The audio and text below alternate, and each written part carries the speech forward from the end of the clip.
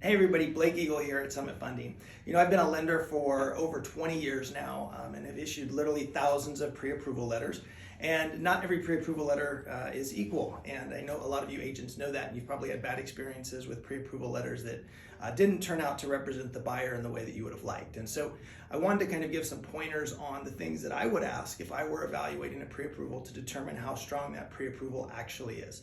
So here we go. It's kind of a long list, but I'll go through it quickly. So first off, there's certain things that ought to be on that letter right from the beginning, and those are things like the loan type, the purchase price, down payment, and loan amount. So assuming you have all of those things, here's what I would ask a lender who provides that pre-approval letter. Number one, do you have an automated approval?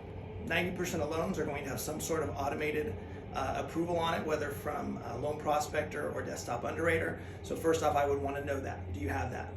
Question number two, have you verified all of the assets that you're using in that automated approval? It's not uncommon for a lender to put in additional assets that maybe haven't been verified yet to get that approval. So you want to make sure that they've verified all of those. You can even ask for those as far as proof of funds. Keep in mind, proof of funds is more than just the down payment. It's also the closing costs and any reserves that are required to get that approval.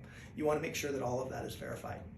Number three, have you verified all of the income that is on there? So that's pay stubs, W-2s, tax returns if borrowers are self-employed.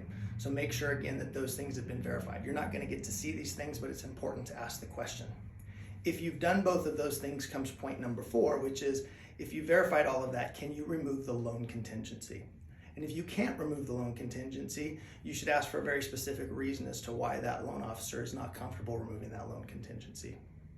Next one, based on the assets that you documented in the file, how much room is there in the appraisal? If the appraisal were to come in low by a certain amount, could you still close this loan? Does the borrower have the means to close the loan with a low appraisal of say 10,000, 20,000, etc.?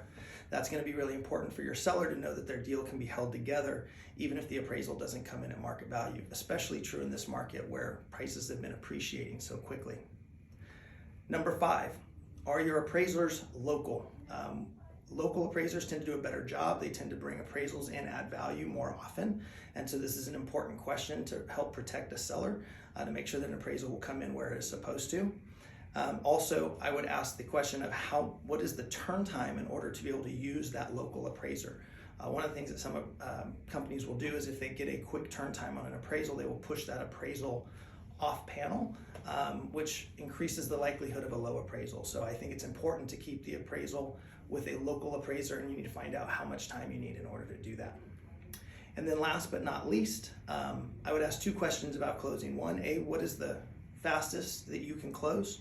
Obviously an important question, everybody wants to know speed, but I would also ask a follow-up question, which is what's the fastest that you can close smoothly so that there's not a ton of rushing around at the very end and scrambling for buyers and sellers to sign loan documents. That way you can ensure that everybody involved, buyer, seller, agents, has a smooth transaction and great customer service scores and everybody's happy at the end of it rather than a mad rush to the finish line.